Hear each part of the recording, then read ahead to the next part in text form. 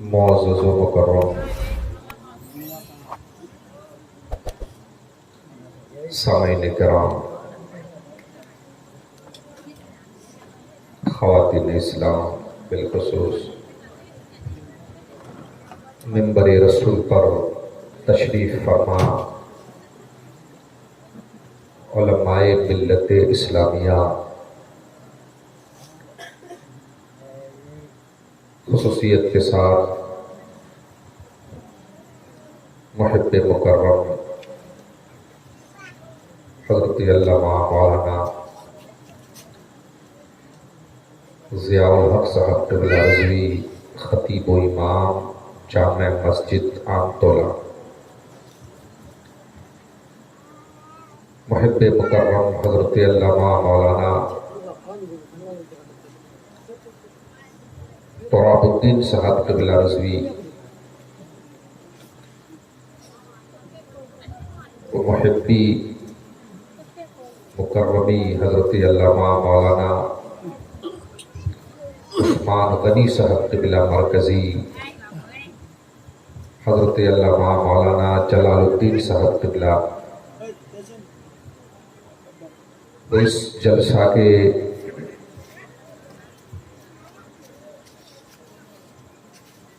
روح رواں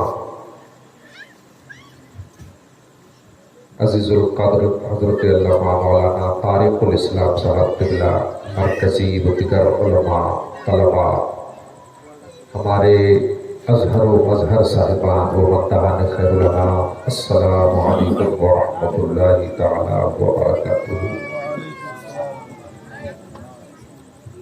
الحمد للہ رب العالمین والعاقبۃ للمتقین،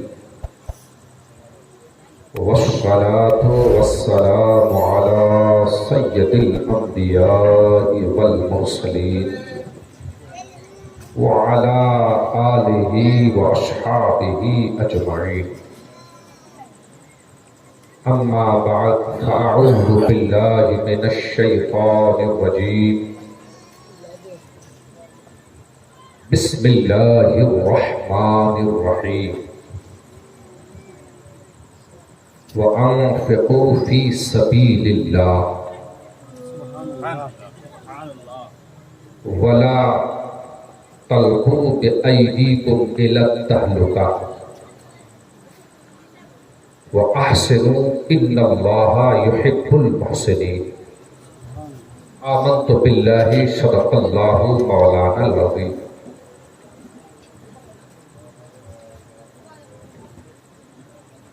ان اللہ وملائکتہ یصلون علی النبی یا ایھا الذین آمنوا صلوا علیہ وسلموا تسلیما۔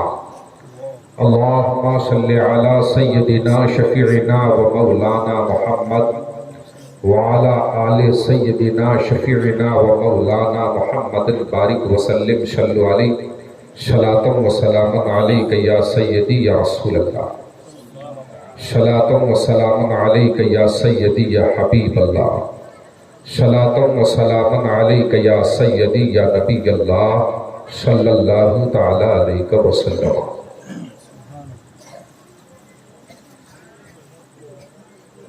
حضرات محترم،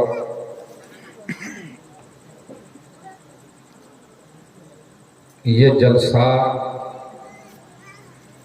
بنام اصلاح معاشرہ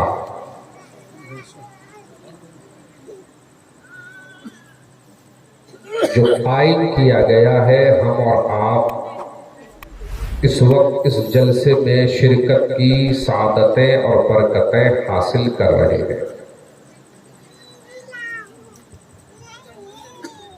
میں سمجھتا ہوں عام طلباء کے لوگ اتنا ہوشیار تو ہو ہی چکے ہیں کہ جس قدر بنگلہ سمجھنے کی قوت رکھتے ہیں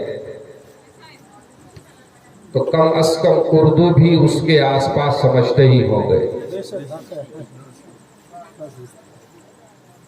اس لیے کہ آنا جانا پورب طرف تو نہیں ہوتا، پچھم طرف ہی ہوتا ہے، اور جتنا آپ پچھم طرف چلے جائیں تو ہندی سے اردو، اردو سے فارسی، فارسی سے عربی، اور آگے چلے جائیں تو انگریزی سے ملاقات ہوگی۔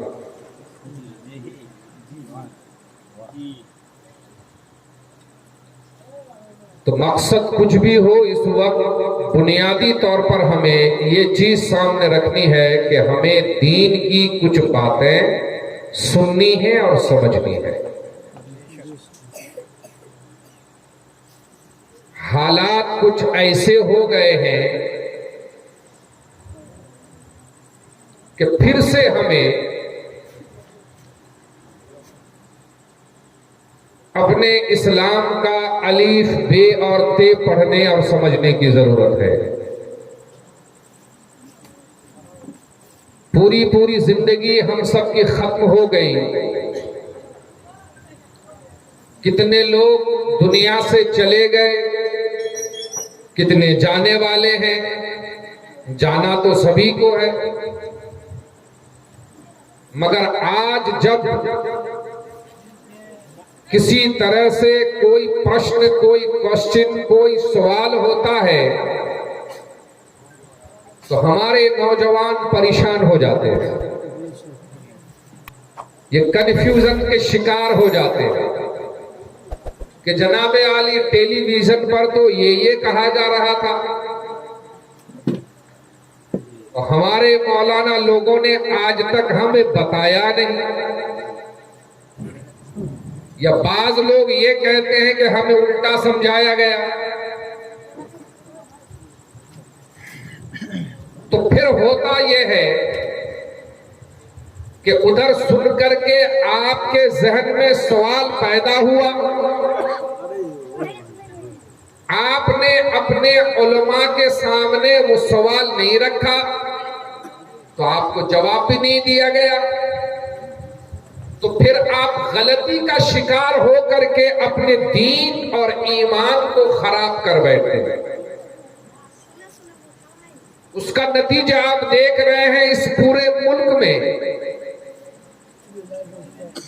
ہماری مسجدوں کو بدنام کیا جا رہا ہے، ہماری تنظیموں کو، ہمارے مدرسوں کو، ہمارے خانقاہوں کو، ہمارے علماء کو، ہمارے قرآن کو۔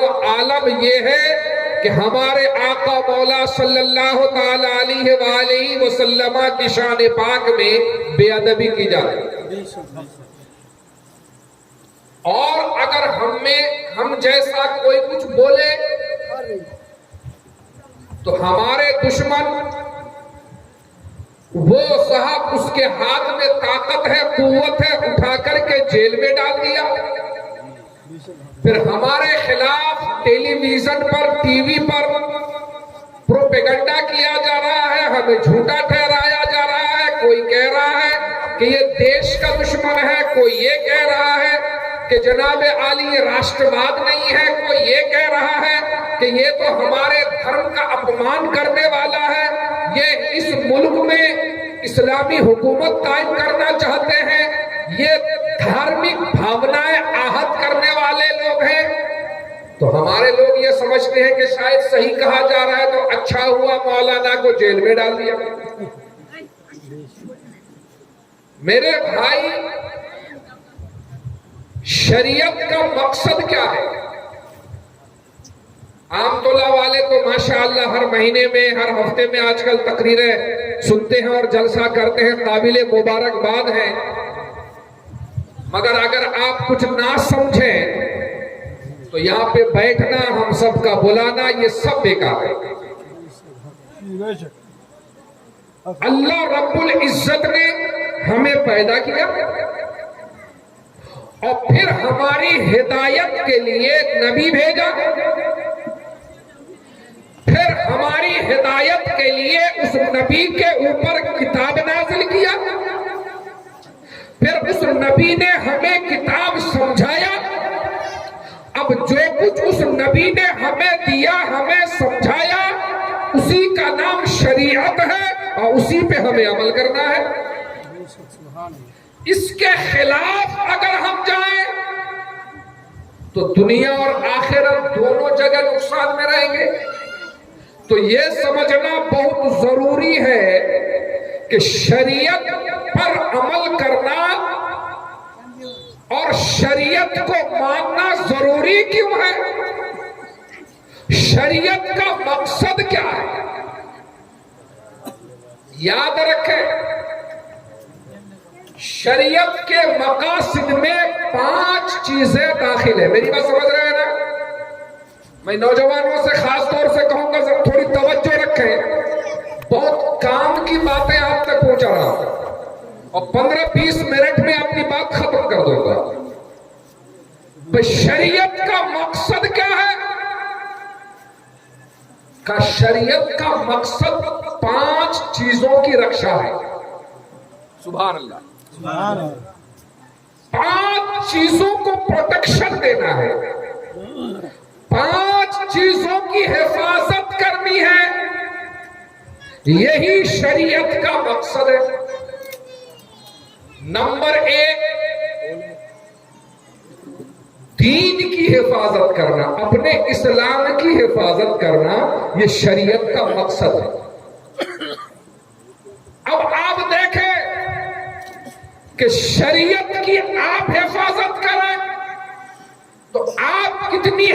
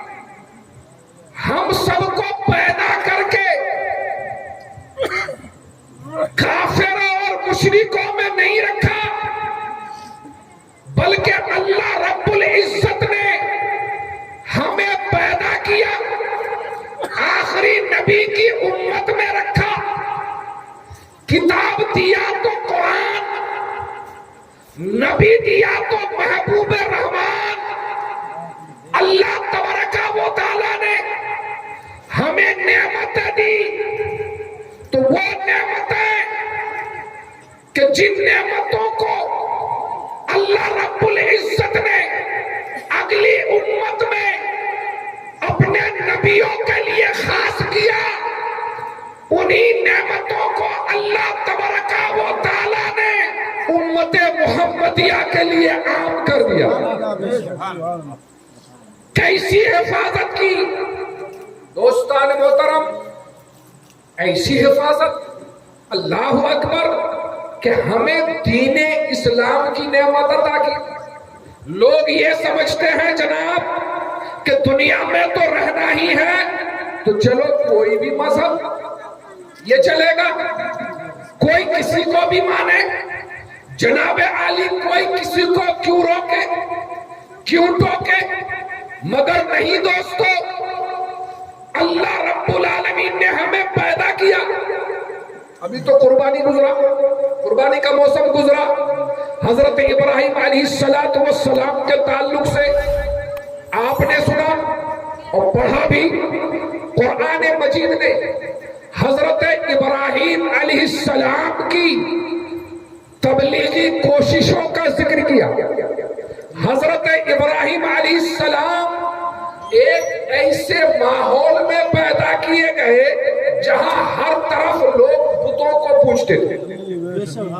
ہر طرف، خالی بتوں کو نہیں. وہ سمندر کو دیکھا تو اس کی پوجا شروع ہو گئی، بڑے درخت کو دیکھا تو اس کی پوجا کرنے لگے، چاند کو دیکھا تو اسے پوجنے لگے لوگ، سورج نکلا تو اسے پوجنے لگے، ستارے نکل آئے تو اسے پوجنے لگے. کوئی بڑا طاقتور ہے، بادشاہ ہے تو لوگ اسے پوجنے لگے.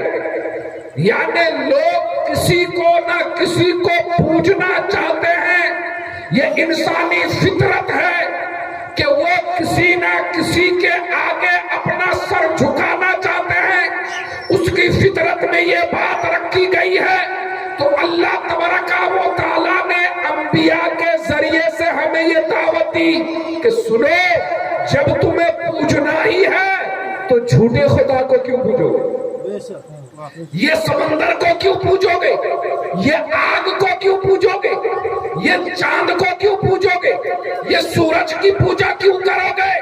ارے اگر پوجنا ہی ہے، اگر عبادت کرنی ہی ہے تو اللہ رب العالمین کی کرو، جس نے کل کائنات کو زیور تخلیق سے آراستہ کر دیا، جو چاند کا بھی خالق، سورج کا بھی خالق، آسمان کا بھی خالق۔ حضرت ابراہیم علیہ السلام جب اس ماحول میں پہنچے نا، قرآن مجید کے اندر ہے فلما جن علیہ اللیل رأى کوکبا، حضرت ابراہیم علیہ السلام نے دیکھا راتوں کو کہ ستارے چمک رہے ہیں۔ قال ھذا ربی، لوگ تو ستاروں کو خدا کہتے تھے، حضرت ابراہیم علیہ السلام نے فرمایا کیا یہ خدا ہو سکتے ہیں؟ یہ آسمان کے ستارے، یہ تارا، کیا ان کی عبادت ہو سکتی ہے؟ کہا فلما افلا قال لا احب الافلین، لیکن جب ستارے ڈوبنے لگے تو حضرت ابراہیم علیہ السلام نے دنیا والوں کو یہ پیغام دے دیا، اے ستاروں کو پوجنے والوں، خدا ڈوبنے والا نہیں ہوتا ہے، خدا وہ ہوتا ہے جو ڈوبنے والوں کو بچاتا ہے۔ اور آگے بڑھے تو دیکھا کہ ایک دم بالکل 14ویں کا چاند روشن ہے۔ دیکھا فلما رأى القمر بازغا قال ھذا ربی، جب چاند آب و تاب کے ساتھ چمک رہا ہے تو فرمایا کیا اسے لوگ خدا کہتے ہیں؟ لوگ میرا خدا اسے ٹھہراتے ہیں، لیکن جب چاند ڈوب رہا تھا کالا، فرمایا میں ڈوبنے والوں سے محبت نہیں کرتا۔ اور جب صبح ہو رہی تھی، چاند ڈوب رہا تھا، سورج نکل رہا تھا، فلما رأى الشمس بازغة قال ھذا ربی ھذا اکبر، فلما افلت قال یا قوم انی بریء مما تشرکون، او کما قال، جب صبح کو چاند ڈوب رہا تھا اور سورج نکل رہا تھا، آپ بھی دیکھتے ہیں کچھ لوگ ہیں جب سورج نکلتا ہے تو اس کے آگے ہاتھ جوڑ کر کھڑے ہو جاتے ہیں، اسے خدا مانتے ہیں۔ ابراہیم علیہ السلام نے قیامت تک کے لوگوں کے بارے میں یہ کہا، جب شام کو سورج ڈوب رہا تھا تو لوگوں سے کہا اے لوگوں، اب جب یہ سورج ڈوب رہا ہے تو مجھے بتاؤ، جب تک سورج چمک رہا تھا تم ایک دوسرے کو پہچانتے تھے، تمہارے لیے روشن تھا دن تو تم کاروبار کرتے تھے، تم نوکری کرتے تھے، تم کمانے کے لیے جاتے تھے، کھیتی باڑی کرتے تھے۔ اب جب سورج ڈوبنے لگا تو اب جب اندھیرا چھا گیا تو یہ اگر خدا ہوتا تو اندھیرے میں اپنے بندوں کو کس کی حکومت میں چھوڑ کے ڈوب رہا ہے؟ اندھیرے میں کون حفاظت کرے گا؟ تو پیغام دے دیا اللہ کے پیغمبر نے، اے لوگوں سنو، تم جن لوگوں کو اللہ کے ساتھ جن چیزوں کو شریک کرتے ہو میں ان چیزوں سے بری ہوں۔ یقیناً نہ چاند خدا ہو سکتا ہے، نہ سورج خدا ہو سکتا ہے، نہ ستارے خدا ہو سکتا ہے، خدا تو وہ ہے جس نے ان تمام چیزوں کو پیدا کیا۔ اب اگر کوئی اس کے باوجود پوچھے تو خدائے برحق کا ماننے والا اس کو روکے گا ٹوکے گا کہ نہیں؟ اس لیے اسلام کی پہلی ذمہ داری اور اسلام کا پہلا پیغام یہ ہے کہ تمہیں شرک سے بچا کر کے توحید کی طرف لے کر کے آئے۔ حضرات محترم، ہمارا معاملہ یہ ہے کہ بت پرستوں سے بھی دوستی اور جناب عالی مشرکوں سے بھی یارانہ، کافروں سے بھی گلے مل کے رہتے ہیں، جبکہ اللہ تبارک و تعالیٰ نے جو شریعت ہم کو دیا ہے اس شریعت کے مقاصد میں پہلا مقصد یہ ہے دین کی حفاظت کرنا۔ اپنے دین کو بچاؤ، اور اپنا دین بچانے کے لیے اگر تم ٹیلی ویژن اور یوٹیوب اور اس طرح دنیا داروں کی باتوں پہ اعتبار کرو گے تو تمہارا دین نہیں بچے گا۔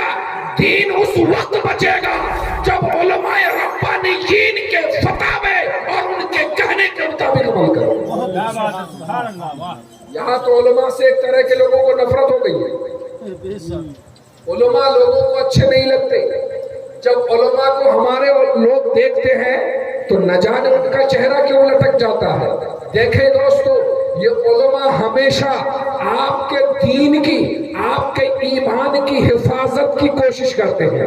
علماء یہ چاہتے ہیں کہ جس طرح سے دنیا میں آپ مسلمان نظر آتے ہیں اسی طرح سے آپ کا انتقال ہو تو ایمان پر ہو، اور قبر میں آپ پہنچے تو ایمان کی حالت میں ہو، اور حشر میں آپ اٹھے تو مومنوں کی ٹیم میں آپ کی شرکت ہو، اور جب آپ جنت میں جانے لگے تو مومنوں کا دامن آپ کے ہاتھ میں ہو، پھر آپ جنت میں جائیں۔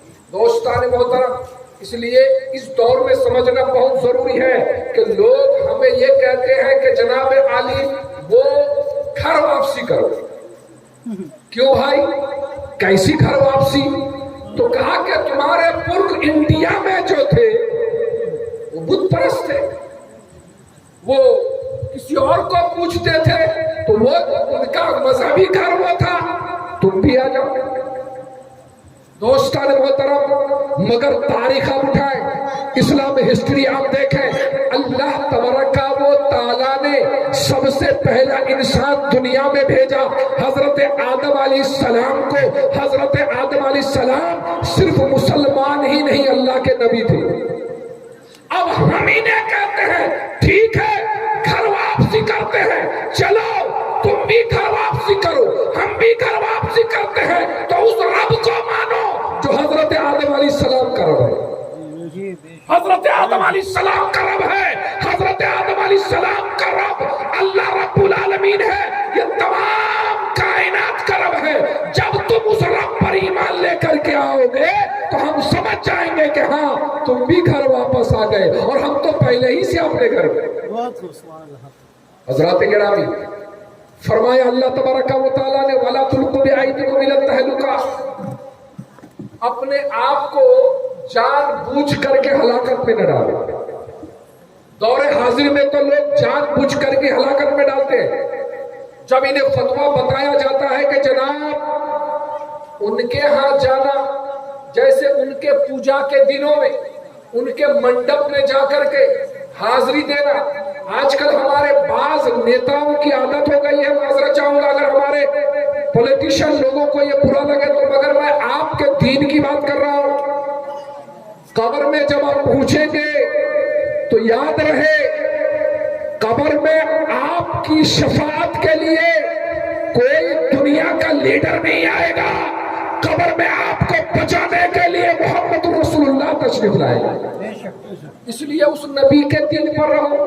تو کہتے ہیں کہ جناب وہاں جانے میں کیا ہے، ان کا دین ان کے ساتھ، ہمارا دین ہمارے ساتھ۔ میں نے کہا اگر آپ نے اسی کا لحاظ کیا ہوتا، یہ پیغام انہیں دیا ہوتا کہ تمہارا دین تمہارے ساتھ، ہمارا دین ہمارے ساتھ، تم اپنے دین میں دین کو لے کر کے، اپنے دھرم کو لے کر کے جہاں چاہے جاؤ، مگر ہم اپنے دین کو لے کر کے اللہ کے گھر میں رہیں گے، اپنے گھر میں رہیں گے، تمہارے منڈپ پہ لے جائیں گے، تب تو دین کی حفاظت ہوتی۔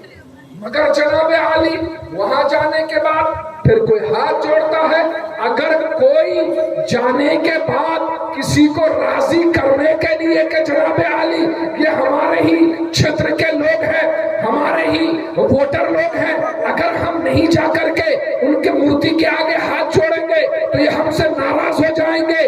عزیزان ملت اسلامیہ، یہی کفر سری ہے۔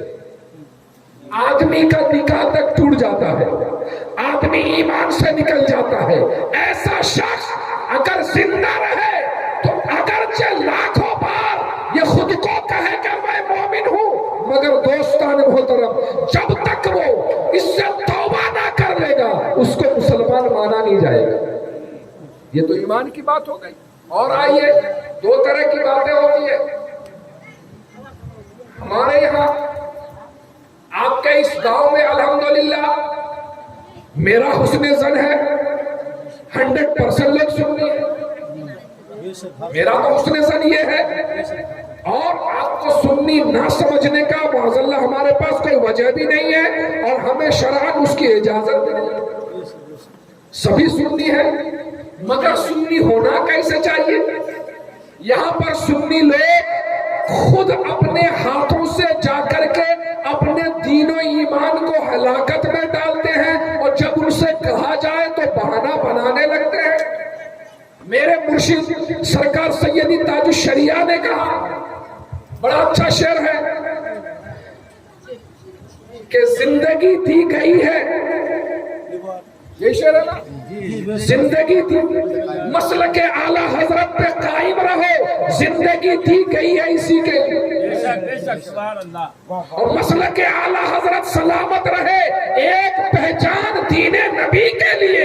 صلح کلی نبی کا نہیں سنی ہو، سنی مسلم ہے سچا نبی کے. نعرہ تکبیر، نعرہ رسالت، فیضان حضور تاج الشریعہ، فیضان حضور تاج الشریعہ، خلیفہ حضور تاج الشریعہ، نعرہ تکبیر، نعرہ رسالت. اب اپنے ہاتھ سے آپ نے اپنے ایمان کو کیسے خراب کیا؟ میں یہاں پر بتا دوں، آپ کو اس سے پہلے بھی بتایا تھا. اور یہ حضور پاک صلی اللہ تعالی علیہ وآلہ وسلم کے زمانے سے ہے. کون لوگ بد مذہب لوگ. اعلیٰ حضرت رضی اللہ تعالیٰ نے لکھا کہ نام بدلتے رہتے ہیں یہ لوگ، جیسا جہاں دیکھتے ہیں ویسی پروڈکٹ مارکیٹ میں اتار دیتے ہیں اسی انداز میں.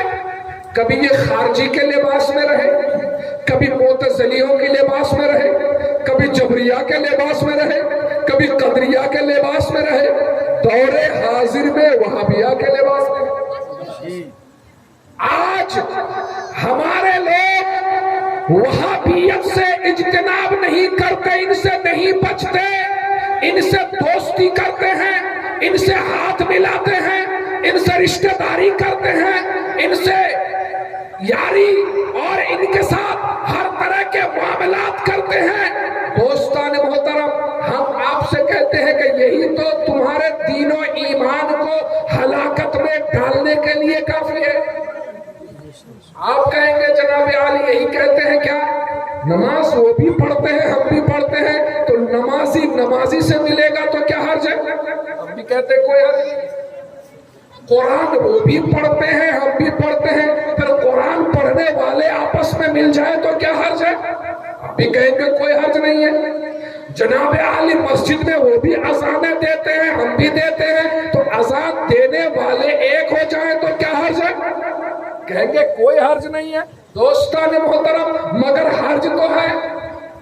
میرے آقا نے فرمایا ستفترق امتی علی 73 فرقہ کلہم فی النار، بہت جلد میری امت 73 فرقوں میں بڑھ جائے گی، سب کے سب جہنم میں جائیں گے، الا ملت واحدہ، مگر ایک ہی فرقہ ہوگا جو جنت میں جائے گا.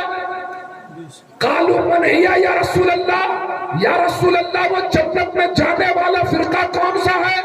اللہ کے رسول نے فرمایا ما انا علیہ واصحابی، وہ فرقہ جس پر میں ہوں اور میرے صحابہ ہیں. قیامت تک جو اس مذہب میں رہے گا میرے آقا فرماتے ہیں وہی جنت میں جائے گا. اور اس کے علاوہ کلمہ پڑھنے والے ہو، نماز پڑھنے والے ہو، مسجد بنانے والے ہو، تلاوت کرنے والے کچھ بھی ہو، اگر وہ سنی نہیں تو جنتی نہیں. حضرات گرامی، تو اب دیکھیں چائے بہت پیتے ہیں نا، چائے بہت پی، مثال دے دوں تو چائے پتی کیسے ہے؟ چائے آدھی گئی، کہتے ہیں جناب اس میں چائے کی پتی ڈالو، پانی میں ڈال دیا تو چائے کی پتی جب تک الگ تھی تو اس کی اپنی حیثیت تھی، اور پانی الگ تھا، پانی کی حیثیت الگ تھی. جب ہم نے پانی میں چائے کی پتی ملا دی تو پانی کا رنگ بھی بدل گیا، چائے کی پتی کی حیثیت بھی ظاہر ہو گئی. اچھا اب اس میں تھوڑی سی چینی بھی ملا دو تو پہلے مزہ کچھ اور تھا، اب وہ چیز میٹھی ہو گئی. کہ اب تھوڑا دودھ بھی ملا دو تو پہلے اس کا کلر کچھ اور تھا، اب رنگ بدل گیا. تو اب دیکھیں چائے کی پتی الگ تھی تو اس کی حیثیت الگ تھی، وہ جناب عالی شکر الگ تھی اس کی حیثیت الگ تھی، پانی الگ تھا اس کی حیثیت الگ تھی، دودھ الگ تھا اس کی حیثیت الگ تھی. ایک جگہ جب ملا دیا تو چائے بن گئی. ایک چوتھی چیز بنی کہ نہیں بنی؟ دوستو بلا تمثیل، سنی جب تک الگ رہے گا اس کی حیثیت سنیت کی رہے گی، مگر جب وہ وہابیوں سے ملے گا، دیوبندیوں سے ملے گا، رافضیوں سے ملے گا، قادیانیوں سے ملے گا، مشرکوں سے ملے گا، تو جس طرح سے چائے کی پتی میں پانی ملنے کے بعد پانی نہیں رہتا، اس طرح سے سنی وہابیوں سے ملنے کے بعد سنی نہیں رہتا۔ الگ ہونا بہت ضروری، الگ الگ ہونا بہت ضروری، اور جب بنا لیا تو لوگ اسے پی جاتے ہیں، اس کی حیثیت خراب ہو جاتی ہے۔ دوستان محترم، اپنی سنیت کو بچانا ہے تو رافضیوں سے بھی الگ رہنا پڑے گا، دیوبندیوں سے بھی الگ رہنا پڑے گا، بد مذہبوں سے بھی الگ رہنا پڑے گا، وہابیوں سے بھی الگ رہنا پڑے گا۔ جب آپ الگ رہیں گے تب آپ کو کہا جائے گا کہ ہاں یہ سنی ہے، اور پر بریلی سے یہ صدا آئے گی کہ سنی مسلم ہے سچا نبی کے، سنی مسلم ہی نبی کے لیے ہے۔ عزیزان ملت اسلامیہ، قرآن نے کہا وَلَا تُلْقُوا بِأَيْدِيكُمْ إِلَى التَّهْلُكَةِ، تم جان بوجھ کر کے اپنے آپ کو ہلاکت میں نہ ڈالو، جان بوجھ کر کے ایسا۔ برادران اسلام، السلام علیکم ورحمۃ اللہ وبرکاتہ۔ ہمارے ساتھ جڑے رہنے کے لیے اور دینی معلومات کے لیے چینل کو فالو کریں، پیج کو لائک کریں، بیل آئیکن کو دبائیں تاکہ آئندہ آنے والے تمام ویڈیو آپ تک پہنچے۔ کمنٹ کر کے شکریہ کا موقع دیں۔